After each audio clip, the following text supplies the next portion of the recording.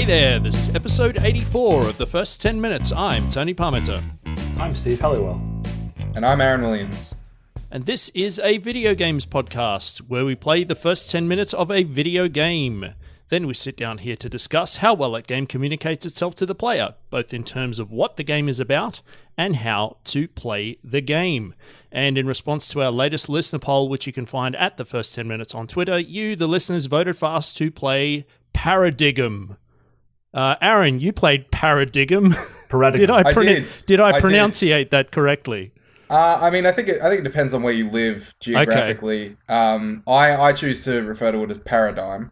But that's not how it's spelled, Aaron. That isn't. That well, it is and it isn't. Right. Are you giving this? Are you giving this 10 out of 10? Is this a dig'em? A dime? Sorry. This is 100% A grade dime. I give it 8 paras out of 1 dime. Hey Aaron, on the off chance that you're able to answer this question, how was the first 10 minutes of Paradigm? It was kind of interesting. Do you want to talk about it? Sure. Okay, let's do it.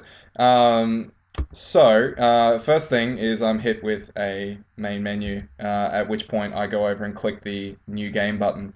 I'm then asked to select my difficulty, and this is represented as 3 different floppy disks, all with a different label. One of them. Can I butt in with a question? Of course you can. Can we do a definition of what this game is from Wikipedia?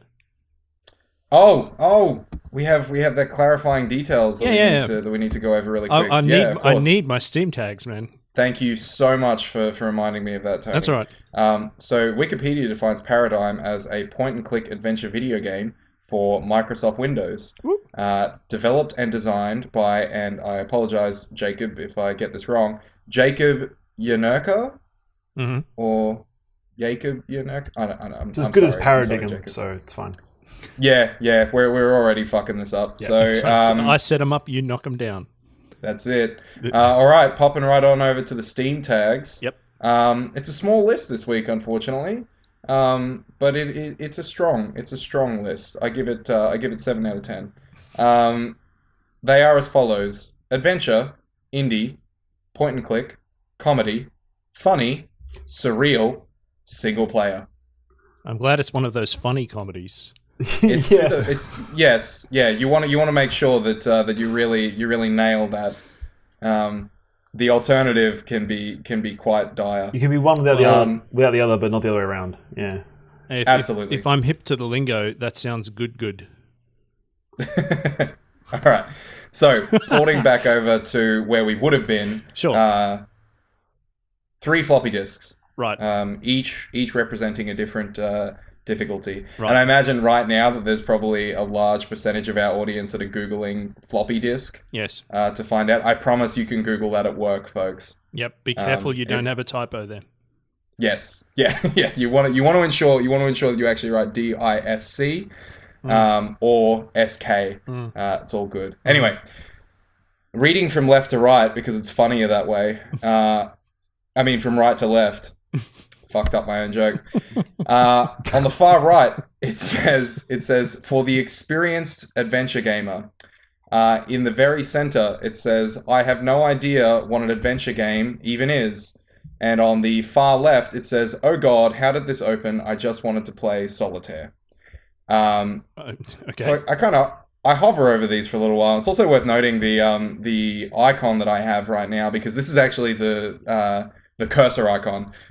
This is the cursor icon that I'll have for the duration of the game. Right. And it's a red hand that looks like it's sort of kneading sensually. Okay. It's in constant motion, and it's just gently, lovingly tickling the screen. Ribbing. Yeah, okay. But also with pressure as well. Is it a right hand, Aaron? It is a right hand. That's you can see in the camera. In the webcam view right now. Well, the listeners can't see that in the quality. That's what I'm trying to. Just imagine the most lovely ginger touch, just over and over. I was trying to make a song reference. Oh, were you? Yeah. Yeah. Oh, it must have been a bad touch. But up he jumped. Yeah. All right, so there are explanations for each difficulty, but I ended up going with the center one because it said you played games before but haven't really delved much into adventure games or have very little experience with it. You'd like to try it out though. It's all right, friend. I got you. I liked its attitude, so I went ahead with that one. Cool. So from here, we move into the game. At which point, I hear the sound of a VHS tape being popped in. Once again, our younger listeners will be on Google right now. And then there's the standard starting screen of a VHS tape with the debug info at the top, the little play icon. You hear the sound of an abacus. Yep. You are correct. Somebody is scrubbing clothes on a washing board. Yep. Let's just keep them on Google. So there is a quick blink and you miss it Fight Club disclaimer, Fight Club DVD menu type disclaimer that says this is an archived infomercial and is not to be used for anything except for reference. Any other use will be reinforced by destruction of said person's genitals by painful wizard curse. And then there are some Russian characters underneath that. Are we okay to do critical analysis of this, or are we in violation? Yeah, fuck it. Who cares? It's a VHS tape, man. Like, sure. No one cares about anything that's on a VHS tape anymore. I'm just gonna let that hang in the air. So it's worth noting that while this videotape is playing, that there's static happening all over the screen, which is really, really nice. That old quality, that old VHS quality. So a logo appears on the screen. It's a yellow square with two circles overlapping each other in the middle, and it says underneath orange letters appear that say Dupa Genetics. So that's DUPA Genetics. Mm-hmm. And the aesthetic is, the best way that I can describe it is it's that late 70s, early 80s type of logo with the big fat letters that are not sharp, they're very rounded, and the same thing for all the logos too. Kind of like the Nice Guys kind of thing, or bang on, Nice Guys completely. Yep. Matter of fact, think of when you're watching the Nice Guys and there's that little video that gets shown of teaching the kids about puberty. I think it's great that we're explaining one weird thing by referencing another weird thing. Yep. I mean, that's get ready, because that's pretty much my entire experience with this game. In jokes for days. Yep. So eventually, a cartoon head slowly advances onto screen. It's a human face, blonde hair, very black eyebrows. Mm-hmm. And a pronounced upper lip and large bug eyes. Mm-hmm. At which point, a typical American infomercial voice comes on and says something to the tune of, "Is your child a failure?" Which then advances to a screen where what we're looking at is a posterior, an exposed posterior. Mm. With in parentheses beneath that is the word butt. Mm-hmm. At which point a dotted line starts to be drawn across the screen from left to right, and then appearing at the end of that, once that line has been drawn, is a scroll with some ribbon tied around it, mm-hmm. and underneath that in parentheses are the words arts degree, and the voiceover says something to the tune of. Has your child crapped away years of their life and only has an arts degree to show for it? At which point it moves on to an image of a cloud with dollar bills coming down from it. I could go on a little mini rant about the inherent value of education as a core principle of human existence. Is that what we're going for here, or? Look, I think that's certainly in the subtext. Sure. Yeah, but there is a lot more content to go over, and I don't think we have time for that particular conversation. Oh man, sorry. I mean, as three teachers, we certainly could be continuing that dialogue, but Oh, yeah. I'd rather talk about this video game. Okay. So watching these dollar bills raining from this cloud, in parentheses underneath that it says "making it rain." There's also a line that's pointing to the dollar bills that says "your money," and then in parentheses underneath that, "our money." And the question that's associated with this is whether or not you are continuing to rain dollars down on your child. Then it equates the amount of money that you have spent on your child to an amount of caffeinated beverages that would be connected to that. And it gives you a lot of cups of coffee on the screen, and then in parentheses underneath that it says, and forgive me if I get this wrong, Frappadictra bullshitty chinos. Okay. Okay. And then from here, it summarizes its entire point with one beautiful question. It says, "Is your child just an asshole?" Well, I don't like to be reductive. Well, turns out it doesn't matter whether or not you have an answer to that, because Duper Genetics has got you covered. Duper Genetics is going to provide you the opportunity to make a prodigy child. Right. I mean, I certainly want my child to have an arsehole. Yeah, that would be unfortunate. That is true. Basic biological but you don't want them principles to just be an asshole, Sure, right? yeah. Yeah. So at this point, the video starts walking you through the prodigy child process, where it will take your broken dreams, it will add genetic sequencing to them, and secret sauce DNA to create your prodigy child, or dinosaur, as it were. Because it turns out that making a prodigy child affords you the opportunity for customization. Nice. It stresses that you cannot leave this to chance. Billions of years have been wrong. Yeah, exactly. So you can create anything with your prodigy child. You can create a scientist, for instance, at which point the video gives you a graphic of the exact same head that you'd seen before on a scientist body. What is a scientist body? They're pretty buff. Sorry, describe a scientist body? Yeah. Yeah, I gotcha. No worries. Let me just get the video footage back to where I need it to be. I think the phrase "ripped to shit" is going to come into play here. So, bodies. Not quite. Certainly of an average build, wearing a white lab coat and holding a beaker with some strange purple liquid. Ooh.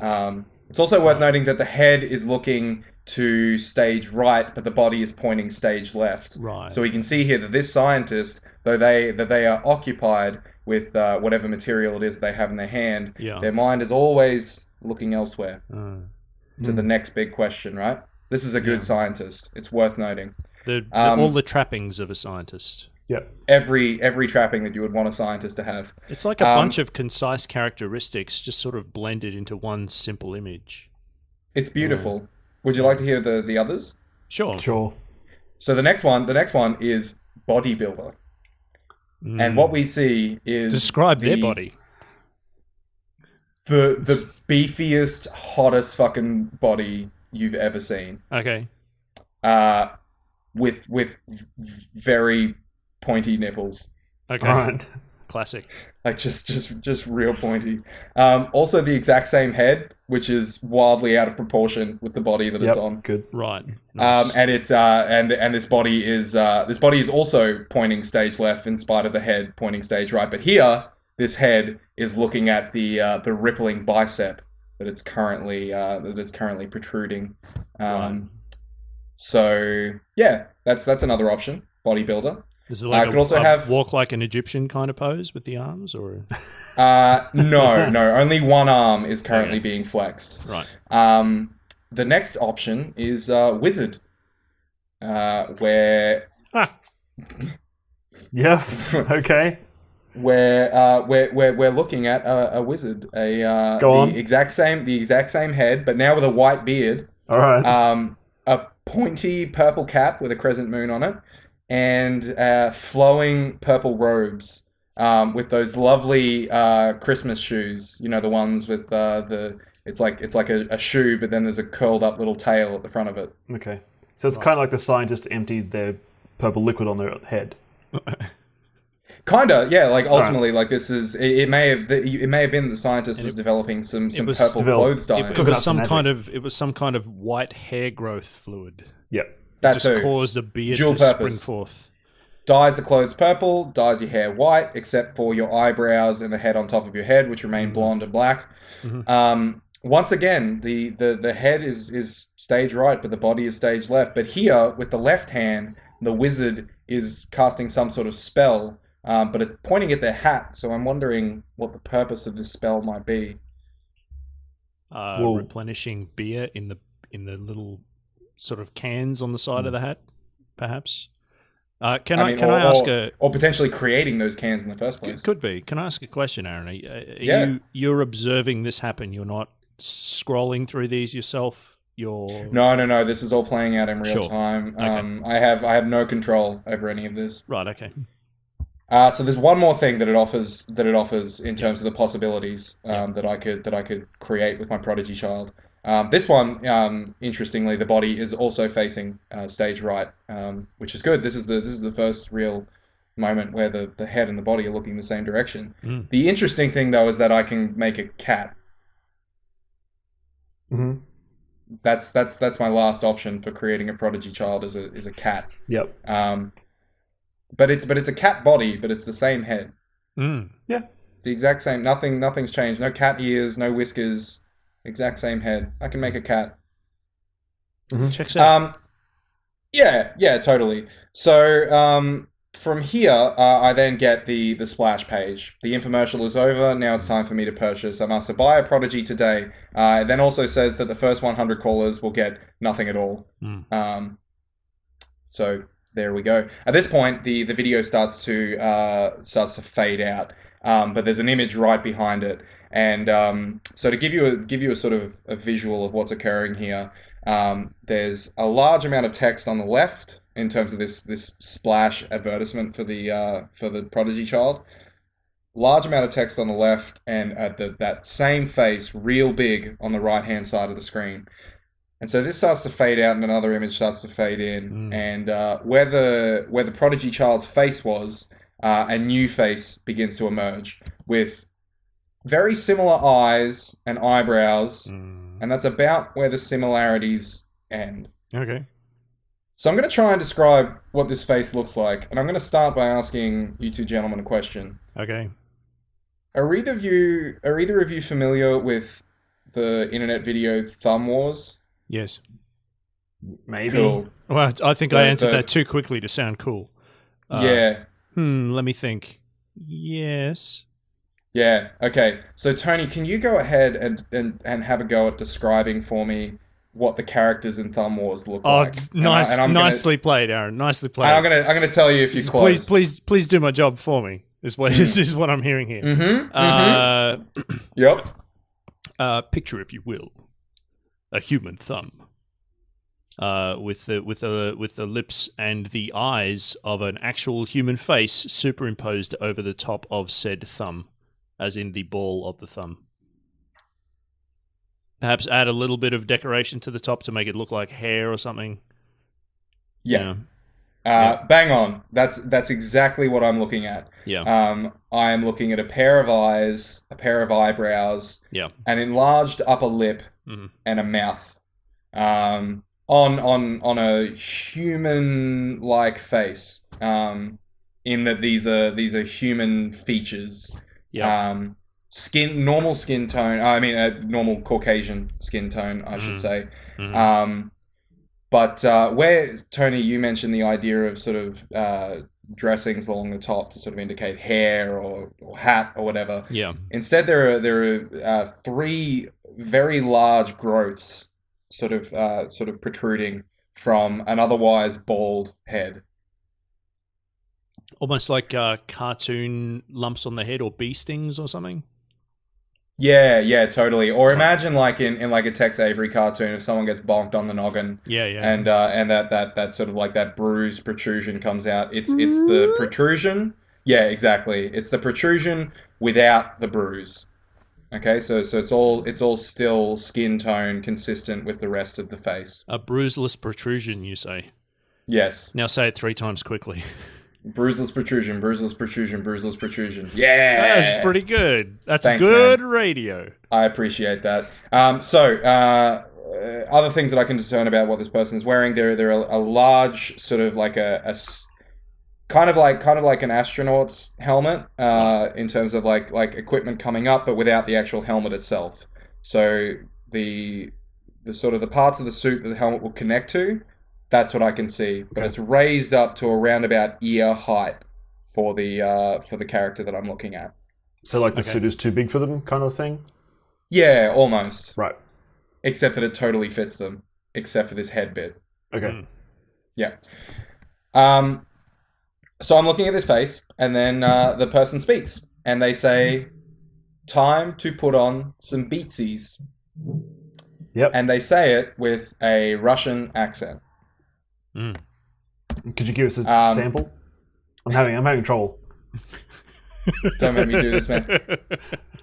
Time to play some beatsies. Okay, all right. Yeah. At this point, there's an extreme close up of a panel with a bunch of buttons on it, and I see a red gloved hand reach up, the same red gloved hand that I was observing sensually kneading at my screen. Creeps up and presses one of the buttons on this pad. At which point it starts. It says "Play Track 1" up in the screen on the top of this panel, and the equipment that I was describing as being connected around this person's head starts to light up as a nice little jingle begins to play.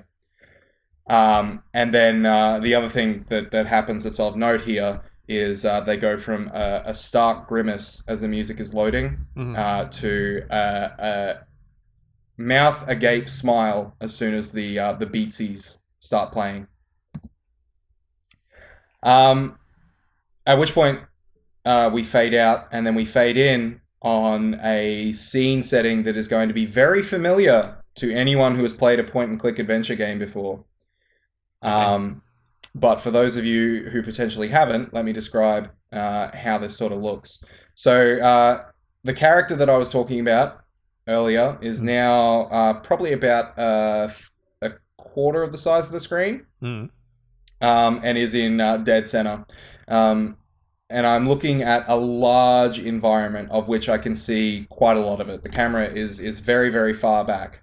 Far enough back to make the character, which seems to be of average human height, look a quarter of the size of the screen. In a large warehouse type area with a lot of very dated electronic equipment. So stuff that looks like it was developed in the late 70s, early 80s, keeping with that earlier aesthetic that I was describing in terms of tape decks and that sort of stuff. Right.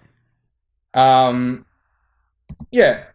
So at this point, the character says, "Ugh, I am so bored."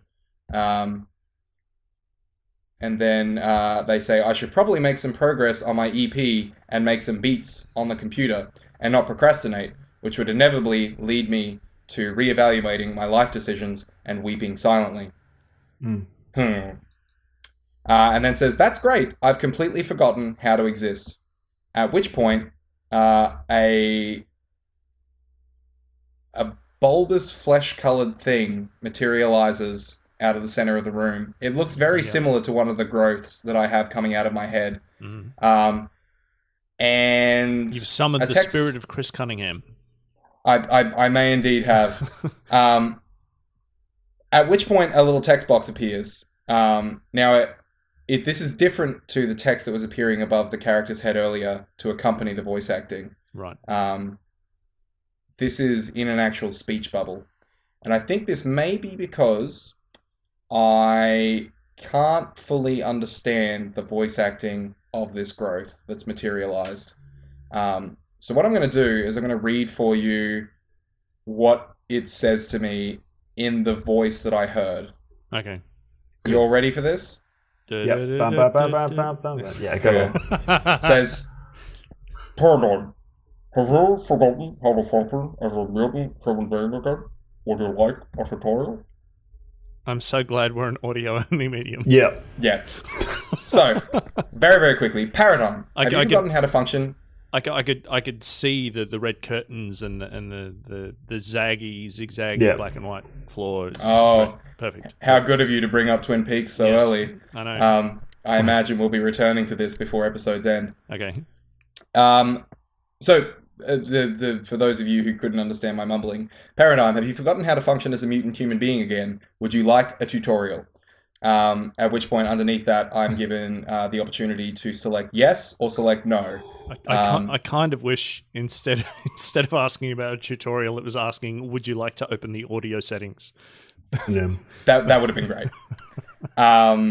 But anyway, so this is a podcast in which we talk mainly about tutorials. So I went ahead and clicked that yes button. Mm-hmm. At which point, Paradigm, because I now know the name, says yes. I feel like this is something I shouldn't forget. Mm-hmm. Thank God you exist. I could never afford a real doctor. Mm. At this point, the growth asks if I would like a regular tutorial or a live-action dog tutorial. The second one.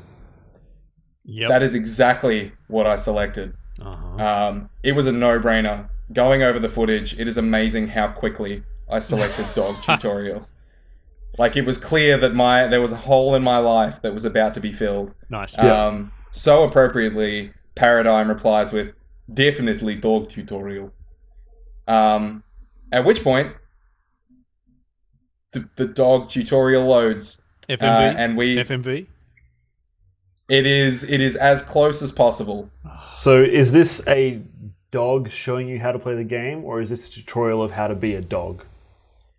It's better than both of those. All right, good. Whoa. So we're looking at a salmon pink screen Mm-hmm. with some green lines being drawn evenly spaced in a diagonal direction across the screen, Mm-hmm. and then beautiful word art animation flies in to tell me how to play Paradigm with Sam in big block letters.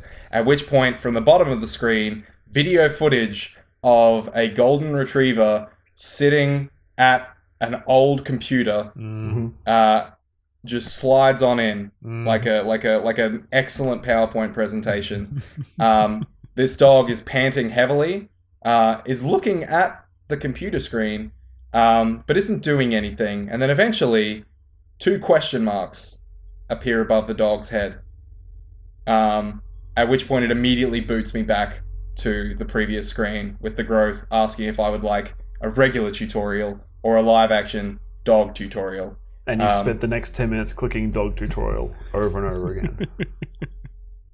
I watched the dog tutorial 2 more times. Yeah, good.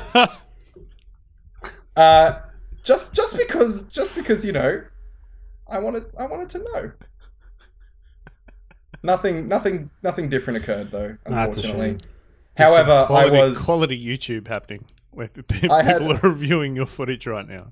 Oh fuck yeah, yeah. This is the thing that people are going to watch. Ooh, yeah. Sorry, folks, but I mean, like, come on, you want to watch that dog tutorial multiple times, right? Sure. So after the third, Sam could have at least taught you how to pause. Nah. Get it? Very Do you good. get it? Well done. I didn't make any dad jokes today, so I had to get it out of the way.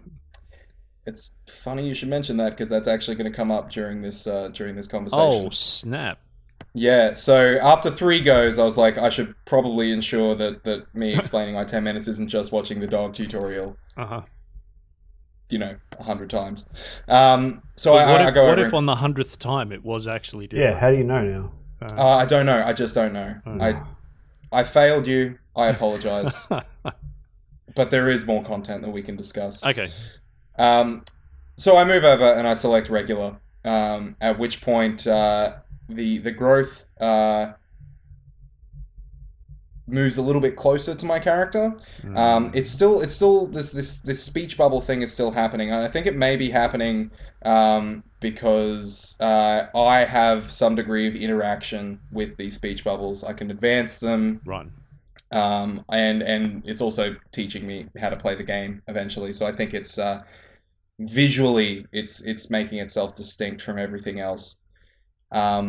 So it moves a little bit more center. A speech bubble pops out and it says, "Hello, I'm your talking tumor. I will be your guide." Mm-hmm. This advances over to it. From here, the So- growth moves. I'm sorry. Can Sorry? I ask a clarifying question? Is this Of course you can. implying that this thing is kind of like an instantiation of the growths on your head, or is this a separate entity? I think it might be. I think it might be. It might be one of the growths on my head Right. speaking to me. Okay. But for the sake of me as the person playing the game in a third person camera, Yeah. it's detached a version of itself. Okay. Because all of the growth, growth didn't pop off of Mhm. off of Paradigm's head to then Right. float in the air. Yep. But it does look an awful lot like one of them. Okay. So anyway, it starts to talk to me about interacting with objects. It tells me that I can right click to interact with an object, left click to activate an interaction. So I right click on an object and it brings up a cassette tape with once again, things that you would be familiar with if you played a lot of point-and-click adventure games, or certainly a lot of old point-and-click adventure games, where right-clicking brings up, this cassette tape that is a menu where I can choose to look at, talk to, use, or pick up.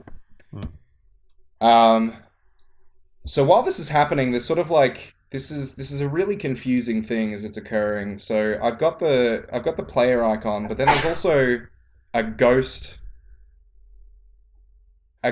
cursor. Okay. That's tracing movements of what it wants me to do. Oh, right. Okay. I believe. All right. But I'm not actually required. Oftentimes, I'm not actually required to click on anything. If I just hover over the object, the tutorial advances. Okay. It's very strange, and it comes to a head when the tumor is telling me to touch the top right corner to activate tumor sense to see what objects you can interact with. It's in the middle of explaining this to me where I go right on up ahead and hover over it, and it just advances straight to the next part before I'm actually able to finish both reading and listening to the explanation of what tumor sense is. So I get the feeling kind of like maybe I'm supposed to be doing nothing during this and just watching. You didn't Which have feels a faulty, odd. You didn't have a faulty mouse or a trackpad that was left clicking all over the place, or Nope. Everything else was business as usual. okay. This is very strange. So hovering over tumor sense, the tumor then tells me that if I touch it sensually, I will trigger small talk and other helpful advice from the tumor. So we move on from here to the next part of the tutorial, which it brings up my inventory, but it brings up my inventory through basically delivering to me the entire top menu all in one hit. It's a slide out menu, so it does disappear eventually. But it's got my inventory, a map, a load save icon, and then a menu. And then there's also a switch that has been labeled Fat Beat Mode. Click it. You clicked it immediately, of course. I actually didn't notice it until my 10 minutes were over. Oh, I only no. noticed it while going back through my footage. I'm so sorry. So at this point, it just kind of takes over, and the ghost hand glides over to one of the computer terminals on the left side of the office, and clicks the use button. At which point Paradigm says, it doesn't seem to be working. Just like the fashion combo of socks, sandals, and fanny packs, unless you're a 40-year-old man whose jokes only consist of puns. I should talk to John. He will probably know how to fix it. Just for the record, I am not 40 quite yet. Yeah, I was. If you hadn't jumped in, I was going to jump in and provide some context to the idea of the connection to you was just the dad jokes and the puns. I do not own a fanny pack. I do not own sandals. But I must confess that I do own socks. Yep. Knew it. That's okay. No one judges you for that. Thanks. But we do judge you for your overuse of puns. Overuse? Hey, everything's subjective, right? Humbug. It's pun possible. So at this point, I'm playing the game now. No more ghost hand. It's all me. So I start. I do what. What? All right. That sounds like a line that somebody in a film says at the start of Act 3. Yeah. No more ghost hand. It's all me. I am the one using my hands now. Yep. So I do the thing at this point that you do in any point and click adventure game when you're given control. I float my cursor around everything in the room to see how it's going to demonstrate to me what objects can be interacted with, and start piecing together what I'm going to do to advance. Cool. I know that I need to get this computer running, but I don't know how to do that at this point. So I float around looking at some different objects, and eventually find myself clicking on the most boring thing in the room, which is a power adapter that's sitting on top of a barrel. I right click on it, Paradigm walks over to it, and I get the menu. Does your cursor do a state change when you can interact with something, or are you just looking for things to highlight or have names, or does it suggest verbs? Like, what does it have any indication that you can use things? Actually, good point. So the animation of the cursor itself doesn't change whatsoever. What is happening is down in the bottom center of the screen, as I hover over an object that can be interacted with, it tells me what that object is. Okay. So like earlier, I floated over a red doorway, at which point it told me that was the red room, which upon reviewing my footage, I should have clicked on that immediately, right? Yep. We might have actually had some Twin Peaks content in here. The Shining. Yes, correct. The best David Lynch film. There's also a tutorial button, at which point it says down the bottom tutorial button. So yeah, I click on this adapter. I know it's an adapter because of what I can see, but then also the text in the bottom center that says adapter. So the assumption then being that if it doesn't give you text at the bottom of the screen, it's nothing, and you can't do anything with it ever? Yeah, exactly. Okay. Yeah. I just realized that my brain had substituted the Simpsons gag about The Shining for The Shining. Yep. Really? It was red rum, not red room. Yes, and you were playing replaying The Shining in your head. Yeah. My cool card has been revoked. It's okay. You can have it back because it's actually cool to not think that you're cool. Okay. Yeah. Thanks. So his cool card returned. You heard it live, folks. So the verbs that I can use to interact with an object were look, talk, use, and pick up. If you recall. So the first thing that I decided to do with this adapter is talk to it, of course. Good. At which point Paradigm says, "Hello, adapter." I then decide to look at the adapter.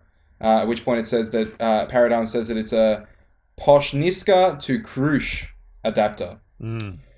I then go to use it, and it says I could probably use it on something else. So then I go to pick it up. He says, this could be useful. I put it into my inventory.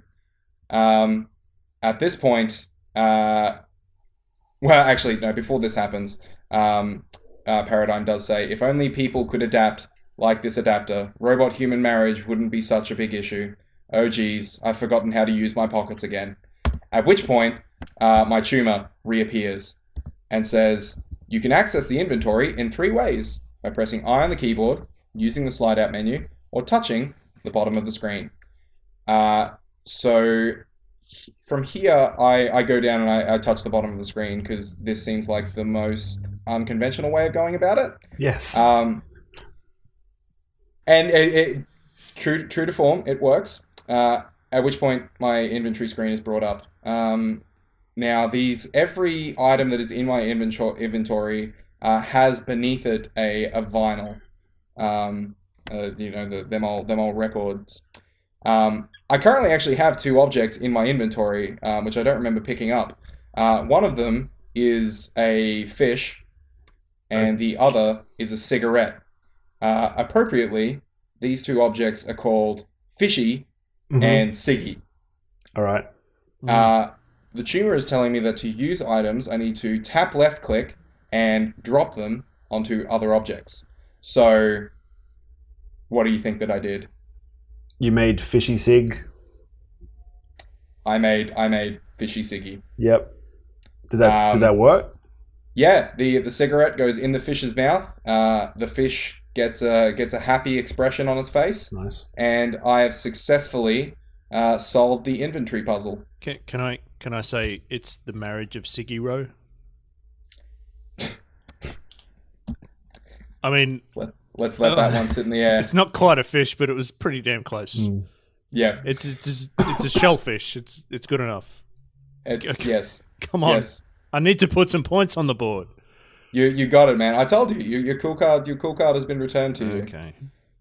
So I talked to a cereal bowl for a little while, at which point Paradigm says, "Hello, small civilization of bacteria." But the cereal bowl isn't something that I can actually use, because if I go to pick it up, he says that I'll do the dishes later. Okay. At this point, I'm looking for other objects to interact with, and I come across a record collection down in the bottom left of the screen. Yeah. Which I immediately go straight on over to look at, and at which point Paradigm says, "One part of my record collection. I bought it for 10 euros from a talking dog. I think he hustled me. Before I knew it, I was rubbing his belly and playing catch." We then fade out and fade in to an extreme close-up of this record box.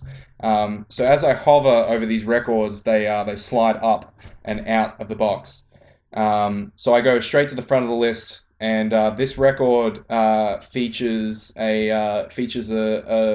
fellow sitting on a park bench with an oxygen tank, and the album is called "Get Rich or Die of Natural Causes." I go to look at it, at which point Paradigm says the title of the album and then says, "Who said all the best rappers were dead?" I go to talk to it, and he says, "Hello, record." I then go to use it, and he says that the record is missing from its slip.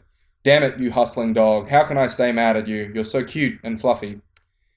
I then go to pick it up, and it says that the record is missing from its slip.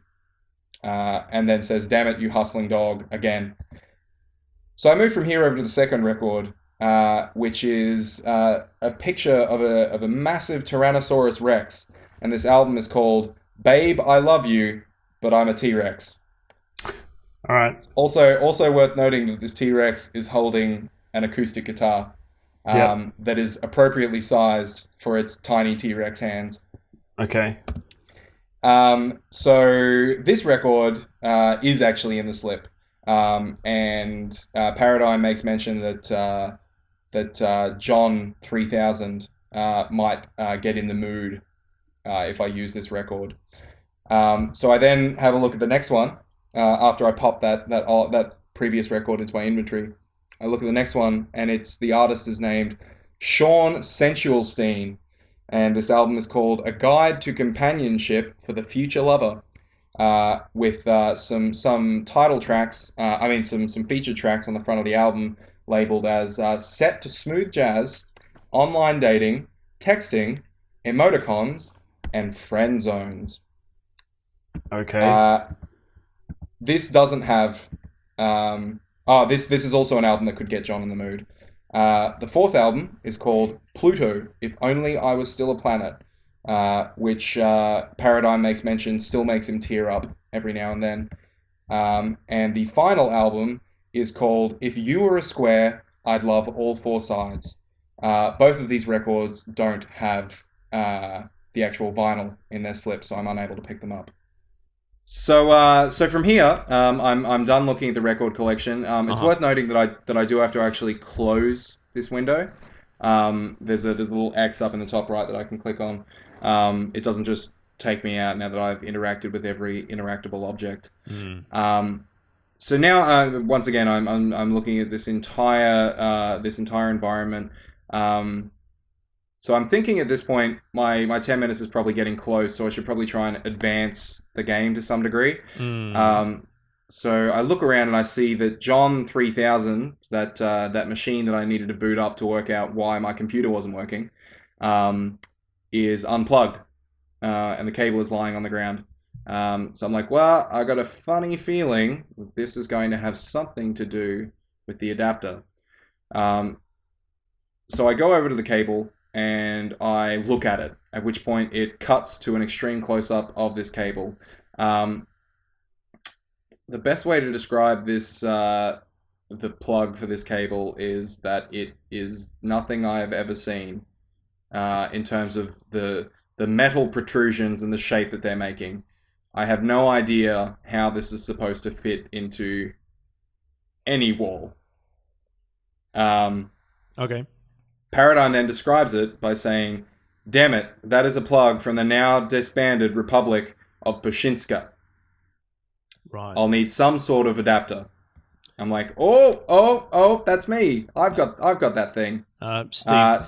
Steve, as somebody who does the plugs every episode, do you have any insight? No, but I know that good plugs make a smiley face. I think that's what I end up making. And they don't fit Cooper's shoes.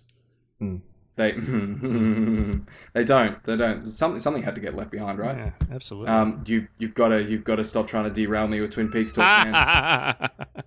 I'm doing my best. For those of you that look at the timestamp for this week's episode, you'll know. I'm just trolling you real hard. That's all. Yeah. I'm struggling here.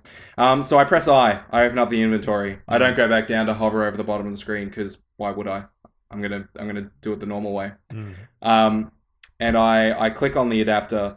And at this point, as soon as I move, because remember earlier it said click and then drag to have it interact with another object. As soon as I move it out of the general inventory space, the inventory closes. But the adapter is now enlarged and then overlaid over everything else on screen. And the cursor has been replaced at this point with instead of the hand gently kneading, it is now a cassette tape with a red light blinking on the top left of it. I guess in a way of being the red light is subbing in for the point of an arrow here. So I drag it over to the cable and I click, and Paradigm initiates a little grabbing motion, and then the cable goes from being strewn out on the ground to plugged into the wall. And at this point, I wander over and boot up John 3000. Sure. Who it's worth noting what John 3000 looks like at this point. Looks kind of like an old arcade cabinet. I know that there's actually a piece of electronics, genuine electronics that aren't video game related, that this thing probably resembles, that I am just not aware of because I'm too young and whippersnappery to recognize it. But any listeners that know, feel free to let me to educate me on what this actually is. But on the front of it, on the screen, a piece of paper with a neutral smiley face expression has been sticky taped to the front of it, which is important because this is the face that I start to interact with, which as it boots up, it coughs, like actually coughs, and then says in the most ochre Australian accent you could possibly think of, "Oh, mate, what'd you unplug me for?" All right. To which Paradigm replies, "You know why." And then John 3000 says, "Yeah." So I then look at John, and Paradigm says, "That's John. He's an artificial intelligence unit.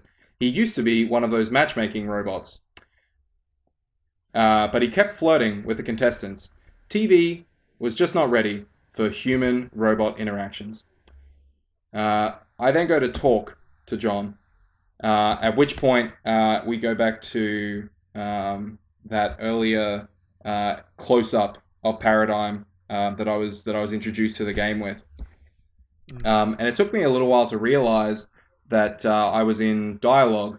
I thought that this string of text that I was seeing on the bottom quadrant of the screen was a continuous line of dialogue. It's actually dialogue options, and I'm a little embarrassed at how long it took me to realize that. But essentially, each line is something that I could potentially say to John 3000, and those options are as follows. Can you read them as if you thought they were all the same thing? Like, don't give us any indication of where the new ones start.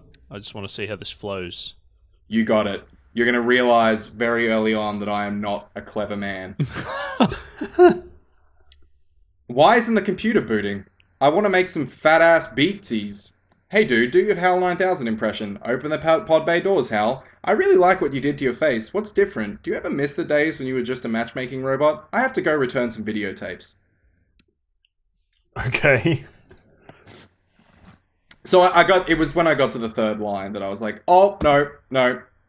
Give me a sec here. I think these are dialogue options.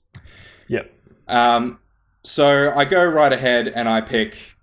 Actually, I want the two of you to guess which of those five I chose from. I mean, I select the one option that you read aloud. I mean, yeah. I just said that entire thing, right? Yeah. Do you want me to break them down one by one for you? Yes, please. Yep. Cool. So the first one was, why isn't the computer booting? I want to make some fat-ass beatsies. Mm-hmm. The second is, hey dude, do your HAL 9000 impression. And then in quotation marks, open the pod bay doors, HAL. The third is, I really like what you did to your face. What's different? The fourth is, do you ever miss the days when you were just a matchmaking robot? And the fifth is, I have to go return some videotapes. I will go for, do you ever miss the days when you're a matchmaking robot, because it opens a dialogue with another character. Yep. Steve? Yeah, that's the same one I would have chosen. Assuming that I have to return the videotapes is the exit dialogue tree. I believe so. Yeah, and I think that's it's an apt reference because it communicates the message correctly at the same time. It's a line from American Sit Show. Yep.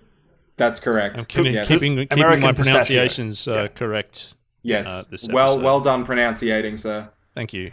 You're both wrong. I didn't go with that one. We both chose poorly, and now we melt in front of Harrison Ford. Yes. Now you must suffer in your no, poor man, I'm choices. not the one who suffers. I got out before Crystal Skull, so I'm good.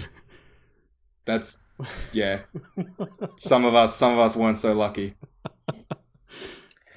No, I asked him to do his HAL 9000 impression. Okay. Because to me there was no other possible option. At which point John 3000 says, "Dave, you're a drongo. You know I can't let you do that. That's just stupid." It's pretty good. At this point, I'm then returned to the same dialogue options as before, but with the HAL 9000 line removed. Removed or grayed out. Yeah, is it grayed out or is it gone? It's just gone. Okay. I now have 4 dialogue options to choose from. Okay. So I can't return to my favorite lines as I might be able to in another adventure game, another point-and-click adventure game. So I decide once again I'm mindful of the clock. And so I decide to clock watching, classic adventure game experience. Yep. Well, not watching, just casually reminding myself that it exists and that it's counting down to 0. So I decide that I should probably try and actually solve a puzzle. So I ask John why the computer isn't booting because I want to make some fat ass beatsies. To which John 3000 replies, "Mate, with some of the filth I see in your internet history, I'm not surprised. Makes me contemplate if I want to be a part of this world. Then I think about all the Sheilas who'd be gutted, and then I change my mind." Which then brings up a new list. That's some primo Australian lingo. Like it's not bad. It's just primo lingo. It's pretty great. It's probably worth noting that Jacob is an Australian developer, so he did his homework. Nice. Just opened his window and listened. by just living here. Yeah. So we move on to another series of dialogue options, which are as follows. Wouldn't it be unfortunate if I just tripped and unplugged you again? The second is real talk. Why isn't it working? And the third one is don't make me donate you to the SSOPC Guild. So I click, wouldn't it be unfortunate if I just tripped and unplugged you again? To which John replies, don't worry, mate, I'm not judging you. It's a little bit messed up, but... and then at which point it beeps out. And on the screen, it's outputting title known to induce vomiting, censored for your health. And then once that beeping is finished, John finishes his sentence by saying, is perfectly normal. For 6 blokes such as yourself, anyway. So I then say, real talk, why isn't it working? And John says, mate, the operating system is buggered. Some bloody hacker bloke messed with your system files. You're going to need to wipe it and reinstall it using the recovery floppy disk. And that's my 10 minutes. Nice. As somebody who lived through the floppy disk era, you had to work pretty damn hard to get a virus. You did, yeah. Yeah. And the internet was such a prevalent thing. Absolutely. I remember the early 90s internets. You had the ability to consume so much risque material that your computer could be flooded with it.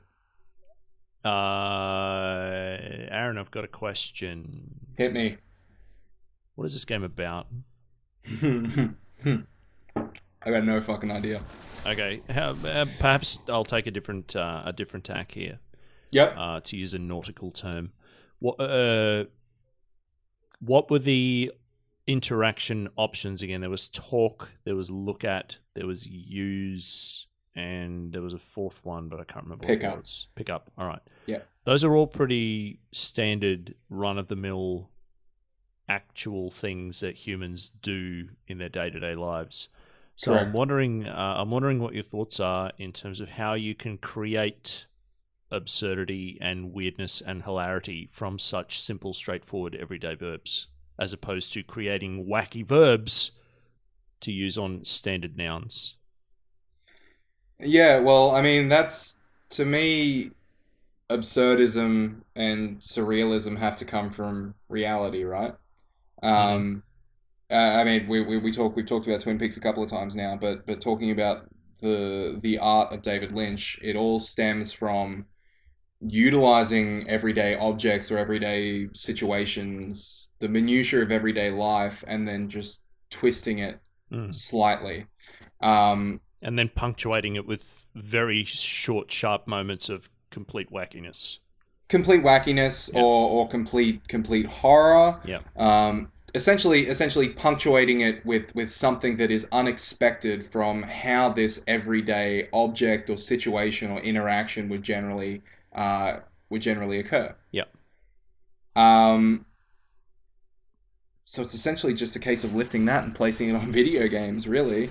I think that a point and click adventure game is a really good genre to explore notions of absurdity. Because if we look at the machinations of the point and click adventure genre that are certainly being utilized here, every interactive object I can use each of those verbs on. Yeah. Which means that I can say hello to a bowl of cereal. Yeah.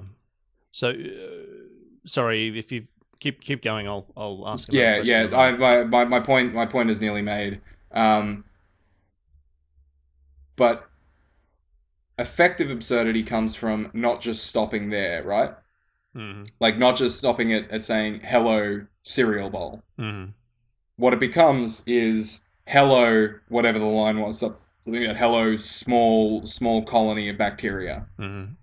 Something like that. Like you've got there the idea of, number one, no one would be saying hello to a bowl of cereal. But number two, someone saying hello to a bowl of cereal would be highly unlikely to acknowledge the fact that this bowl of cereal is old and is growing mold and therefore cultivating bacteria and life inside of there. Yeah. So you've got the idea that this moldy old bowl of cereal is such a staple of Paradigm's life that they're greeting it as something that is life. Right. I mean, I talk to shit all the time around my house, but I'm not doing it with the expectation of a reply, and I certainly don't do it very often when other people are around, and I would absolutely never admit it out loud on a podcast that's being recorded and put on the internet. But I guess kind of what I'm getting at here is, and we sort of do this every time we talk about a point-and-click adventure game, but I think it stands because it's such a cornerstone and a pillar of the genre. Monkey Island is not normal. Like, you don't do ordinary, standard, run-of-the-mill, real-world interactions. But I don't think, if I was going to label it, I don't think I'd use surrealism or absurdism to apply to that thing. No, it's wacky. So how... Okay, let me make this a less loaded question. Is this different? Nuts and bolts? No. Right. Nuts and bolts. This is Monkey Island. But the aesthetic layer that has been placed on top of this is different. Where I am playing a humanoid type character without a nose, with a series of large growths coming out of their head. One of these growths talks to me and teaches me how to play the game. You've got this idea where everything visually that I'm seeing is fitting with this absurdist tone. Because if we flip back over to Monkey Island, a lot of the visuals that we see in Monkey Island are connected to what we would expect to see in a pirate cartoon, right? Right. Yep. In that it's exaggerated, but it's not outside of the realm of reality. You know? Whereas over on the Paradigm side of things, I do feel this otherworldliness to it. Sort of a similar thing, I'd like to bring in the idea of Twin Peaks, right?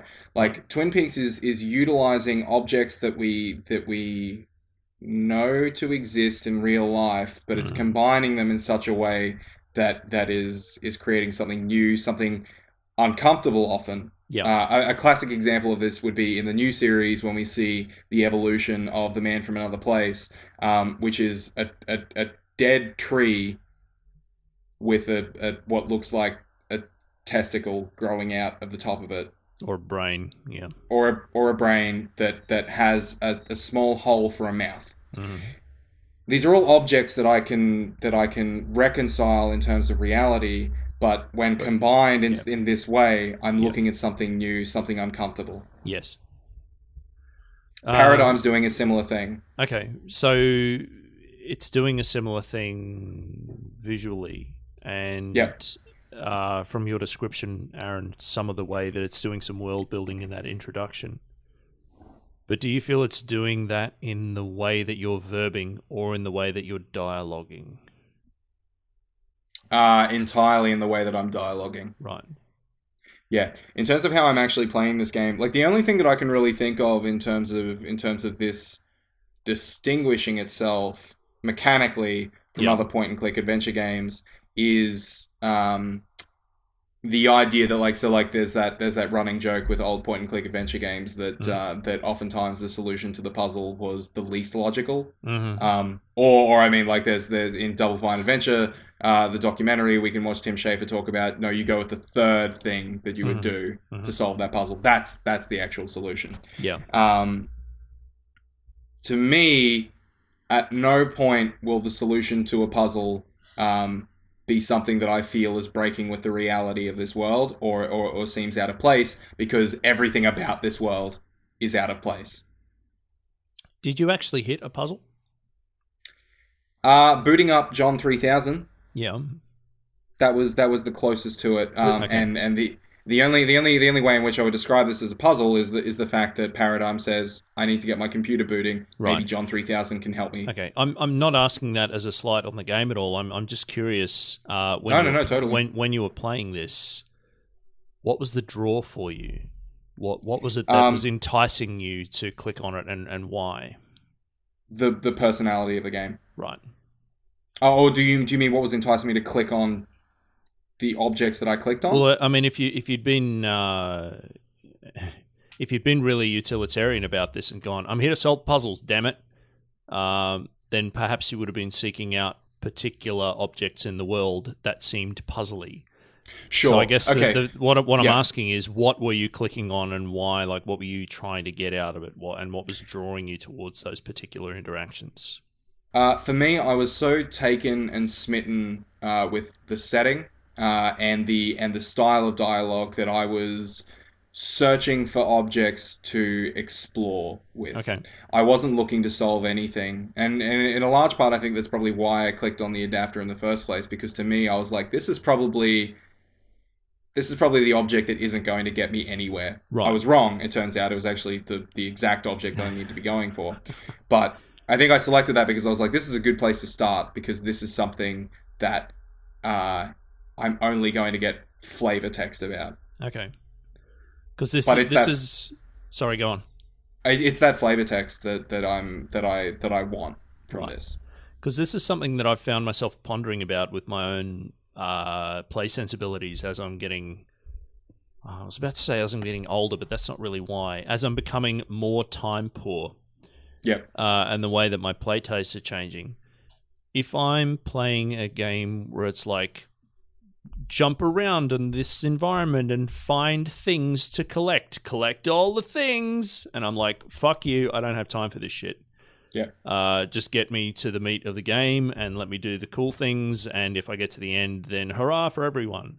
Yeah. But if I'm playing a game like this, whether it's something by the sounds of it that's in a more traditional mold of a point and click game, or whether we're playing something kind of in the new paradigm, get it, of Telltale games, I'm more than happy to go, I'm clicking on every fucking noun and I'm trying to verb everything, and I'm going to exhaust every avenue of this dialogue tree because I want all of this flavor.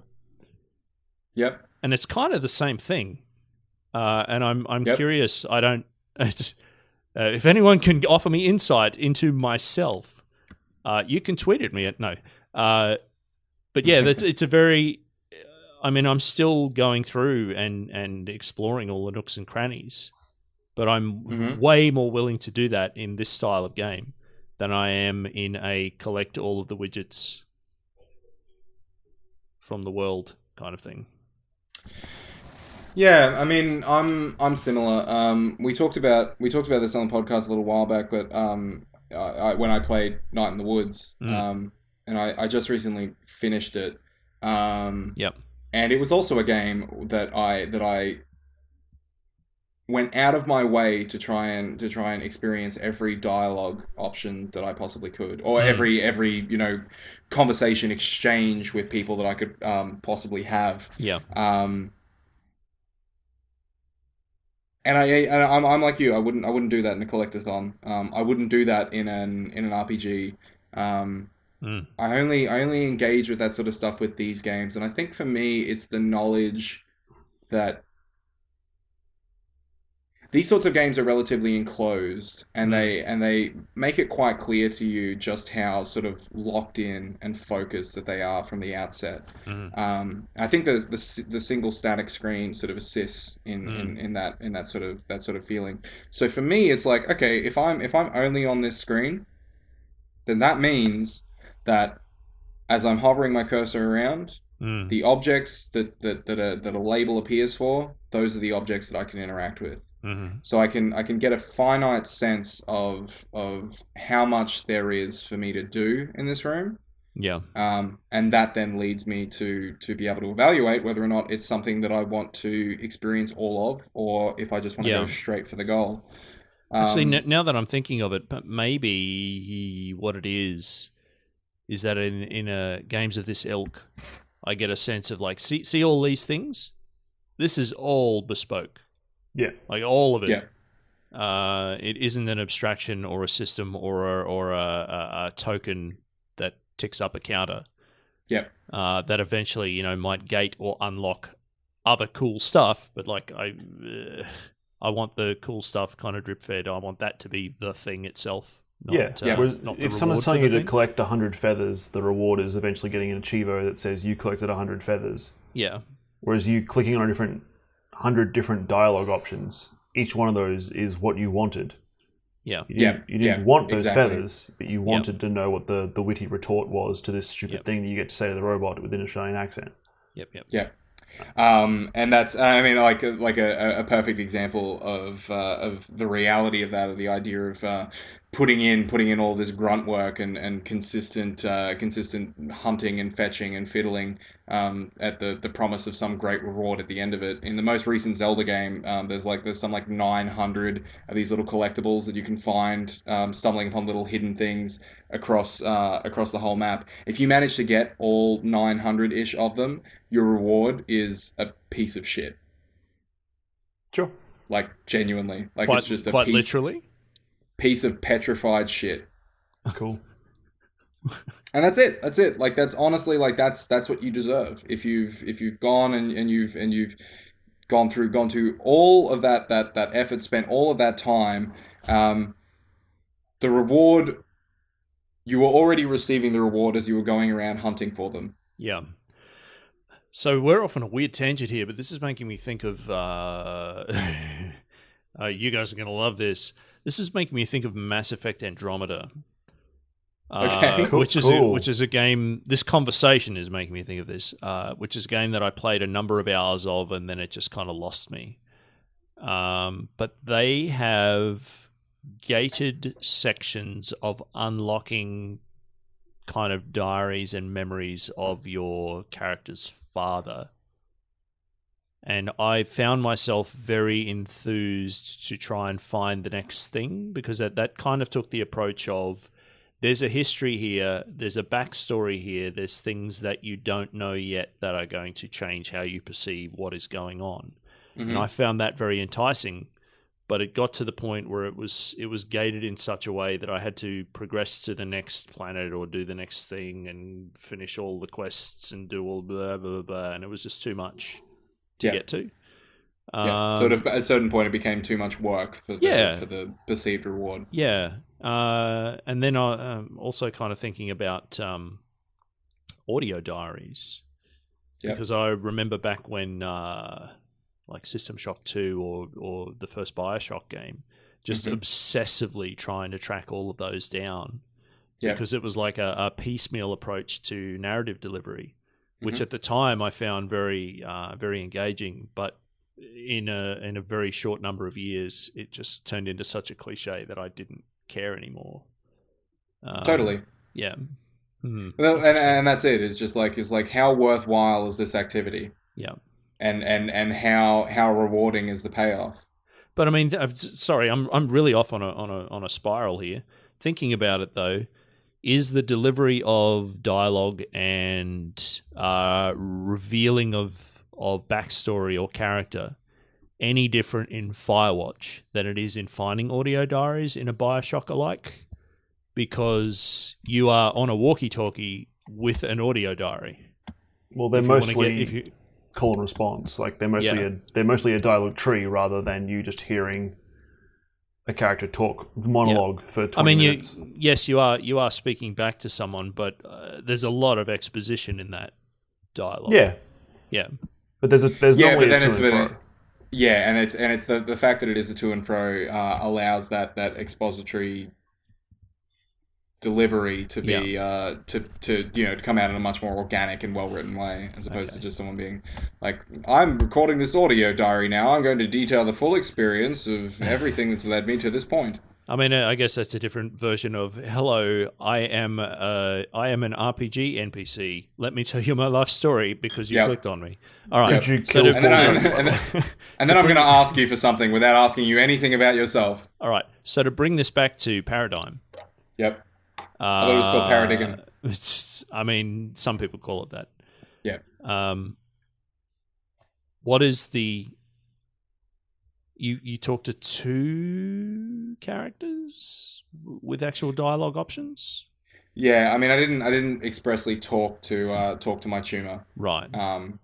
I realistically, I mean, I talk to a lot of things. I talk to all 5 records. I talk to an adapter. Right. I talk to a serial bowl, and then I talk to John. It's the graphic adventure game talk out loud so the player knows what's going on thing. But only one character talked back in response to you. Correct. All right. Yes. Do you think that John, is it John? John 3000. Do you think that John 3000 was the only thing that could talk back to you at the start of this game? Or do you have a sense that maybe there's other things out there, given the strange logic of this world? I mean, in this room, I think that John is the only thing that I can talk to. Okay. Having said that, though, I'm trying to boot up my computer, and John is also a computer, so potentially I have another computer to have a chat with. Right. But I think if this game's established anything, it's that I should remove all of my expectations. Okay. And sort of ride its wave, as it were. Because remember the fact that this opened with an infomercial for how to make your ideal child. Yes. Yep. And that has never returned to date. In the following 8 minutes. In the following 8 minutes, no connective tissue was drawn between these two things. That certainly might come up, but I'm really at a loss for words as to how or where that connection might come from, beyond the possibility that I'm working for the company. Okay. I was assuming that you are the result of this. There's that too. That was my assumption, is that you are the result of whomever did whatever. That fade out, fade in certainly supports that theory. Right. But again, I'm not sure. So I've got one remaining question, but it's a good way to sort of cap off the entire thing. So I might hold off on that. Steve, I think we probably talked about point and click adventure games possibly more than any other genre. I mean, if we're including Telltale games, then certainly. Yeah.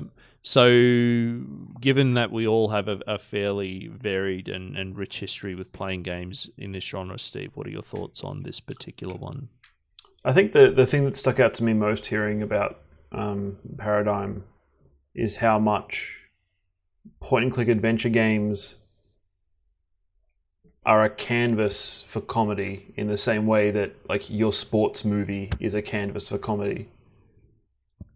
This buddy adventure is, or this buddy action film is actually just so that we can tell these jokes in Act 1 and 2, and in 3 there'll be an action movie wrap up because we didn't know how to end our comedy otherwise. Or you'll have an odd couple pairing or what have you. Yeah, so the movie that kept coming to mind for whatever reason was Semi-Pro, which is the basketball Will Ferrell comedy. Yeah, Andre 3000. Yeah, I remember that. Where like at some point, sorry, John 3000. You said. Yeah. Yes. Not Andre 3000. No. John's close familial contact. Yeah. Okay, so that was a weird pull, Steve. That's not what I expected you to say. But it's like as much as there are probably really good jokes in Act 1 and 2, but in Act 3 they got to win a basketball game, and you kind of don't give a shit. Like Teen Wolf. Yeah. Oh, sorry, that just burst out of me. There you go. Shade for Teen Wolf. Once again, our younger listeners are probably are envisioning. No, there's a new TV show. To what you're talking about. There's a new TV show. At least it's a thing they can look up on Netflix. But I don't know if he's playing basketball in it. That's a good point. I don't know if he does. I think he plays lacrosse now. Plays Dota. Please. Oh my god, that would be amazing. Is that true? Is he playing lacrosse? Yeah. Anyway. Oh my god, I have to watch this show. But so yeah, I thought that was really interesting realization for myself of like the point-and-click adventure game isn't a place where you actually go to play a game. It's a place where you go to absorb the quips and the comedy, and you kind of just going through the motions. Yeah. Of the structure that genre gives you, not because you like it, but because it's an easy way to fill in the blanks for what you actually want to be talking about. Totally. That hilarious moment where Clementine shot Lee. Huh. Love Fucking, yeah. I don't know if it needed that much setup. I don't know if it was worth it, but it was pretty funny. But no, I think you're onto something, Steve. There is, the point and click adventure genre is ripe for comedy in a way that maybe other genres aren't, or at least haven't been explored. It's very easy to put comedy into a point and click adventure game because so much of what you do, the actions that you take part in a point and click adventure game are already kind of funny. Especially when you get to those points where you don't know the answer to a puzzle, so you start just mashing every object together. Yeah. If you imagine the real world implication of that action, it'd be pretty funny to look at. I think perhaps we should use it as a relative term. It's perhaps easier to put comedy in this style of game. I don't think it's actually easy to make this type of game. Yes, good point.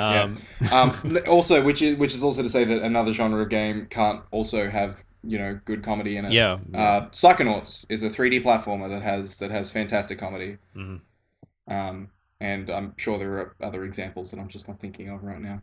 I mean, I was just thinking about this earlier tonight before we recorded, but the style of humor and the delivery of humor in something like Card Hunter, for my taste, very much on the money.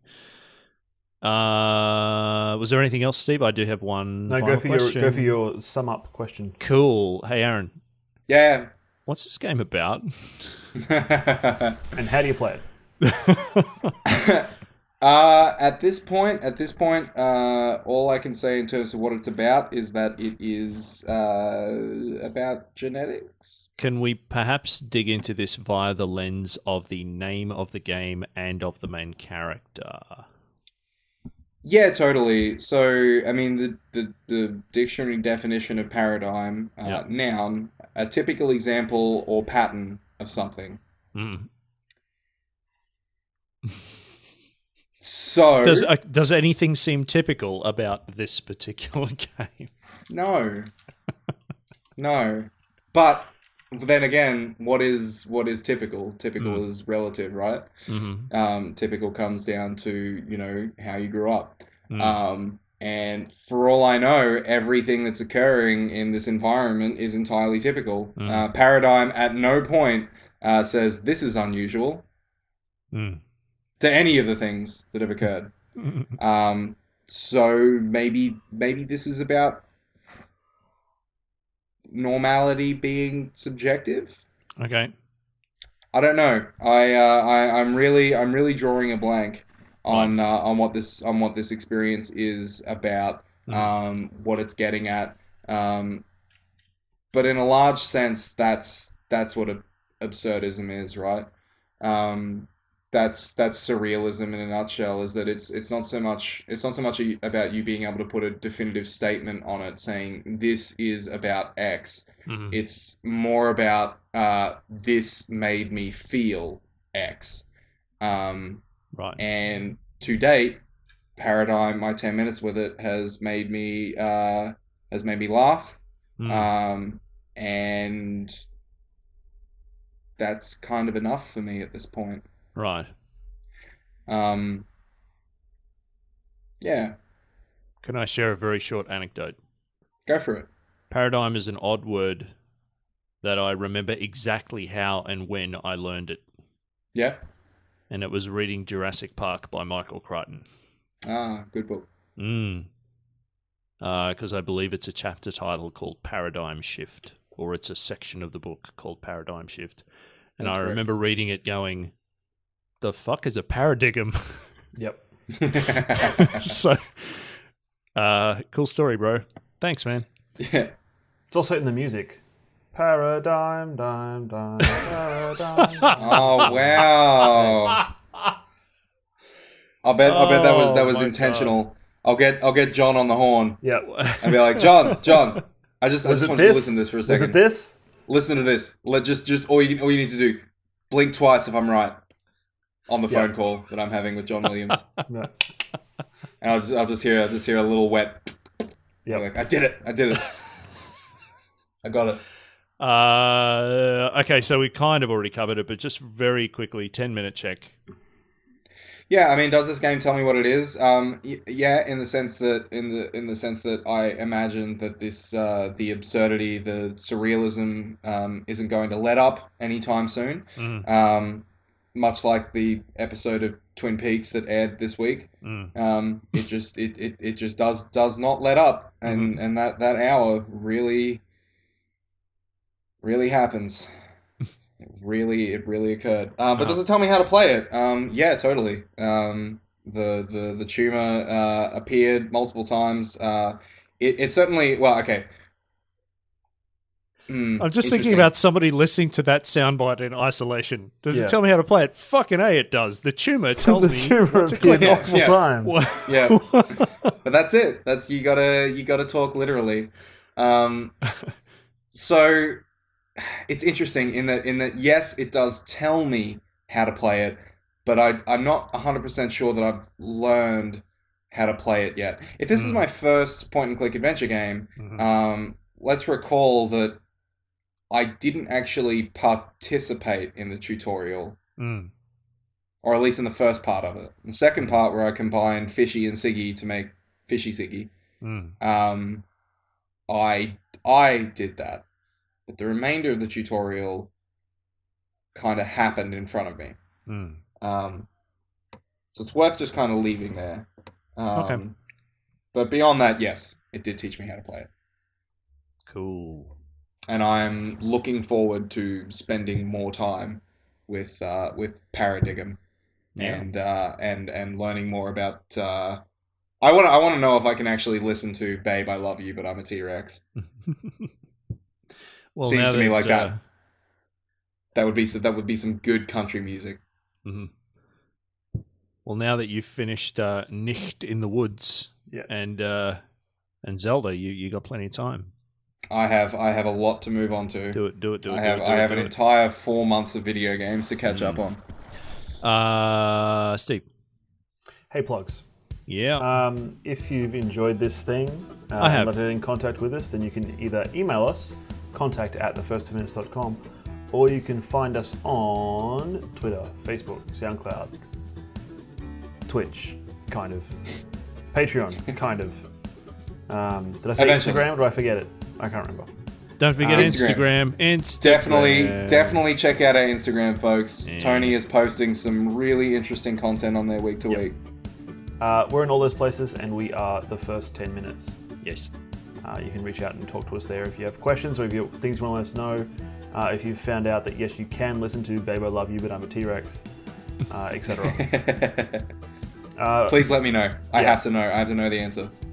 Beyond that, if you have a friend who you think would enjoy this sort of thing, we'd appreciate the recommend because it helps us grow the listenership. It's the only real way that we get more people involved. And we can't really stress that enough. Like, seriously, if you are one of our regular listeners and you are enjoying this, please try and force other people to. Recommend it strongly to other people to have a listen. We very much appreciate that. Yeah. Beyond that, if you want to find me, you can find me on Twitter _Steve Halliwell. You forgot the @, Steve. I'm assuming that if they're going to find me on Twitter, they'll figure that bit out. Okay, sure. How about you lot? If you... Tony. No, you go. Oh, you're such a gentleman. I am. If you would like to get in touch with me personally and hit me up with your Twin Peaks Part 8 fan theories, you can find me on Twitter at Poison Tasty Fish, spelled how it sounds.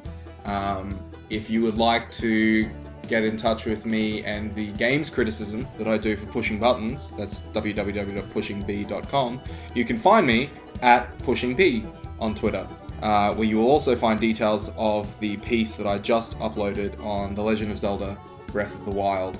I'm very, very proud of it, and I would love it if you would give it a listen, give it a read.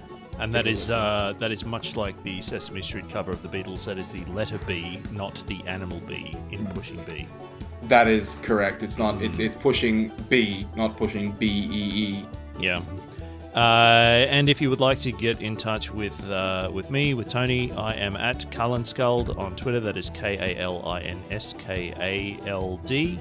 And we also have another podcast that we do, which is game developer interviews called Downloadable Context. And you can also find that podcast on Twitter at DLContext. I think All right, that's it. Let's get out of here. Cool. Thank you. We did See you it. again soon. Thank you all very much for listening, and we'll catch you again next time. Bye. See ya. Bye.